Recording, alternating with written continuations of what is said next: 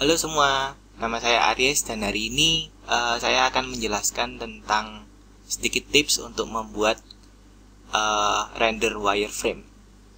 Nah, seperti yang kita bisa lihat di sini, kita sudah punya scene sederhana dengan sebuah objek kursi dan kalau kita render hasilnya seperti ini. Nah, bagaimana caranya untuk membuat render wireframe? Nah, pertama kali yang harus kita lakukan adalah pastikan bahwa render engine kita sudah di set ke mental ray.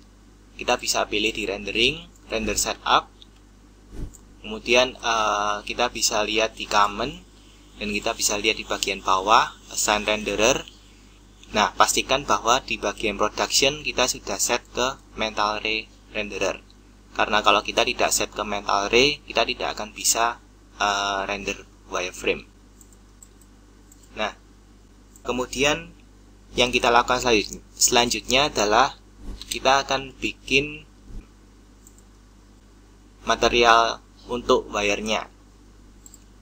Nah, kita bisa pilih salah satu material yang kosong, kemudian kita klik di sini. Nah, kemudian kita cari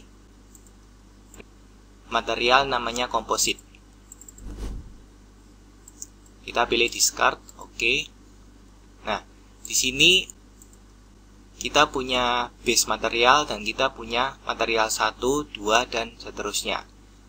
Base material adalah material dasar yang akan memberikan warna pada wireframe-nya kita. Misalkan contoh, di sini saya akan pakai standar material dengan warna putih. Kemudian untuk material 1 untuk wire-nya, saya akan klik di sini none, kemudian saya akan masukkan standar. Nah, pastikan bahwa di sini kita klik di bagian option wire.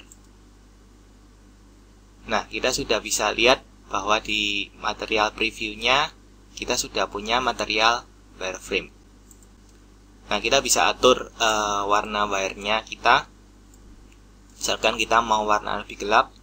Nah, oke. Nah, kemudian kita tinggal aplikasikan di objeknya kita. Nah, ada cara yang lebih praktis di mental ray. Kita bisa pakai rendering, render setup. Kemudian di bagian processing, di sini kita punya yang namanya material override. Kita bisa klik di enable dan kita masukkan material wire-nya kita ke slot material. Kita pilih instance, klik OK, kemudian kita render.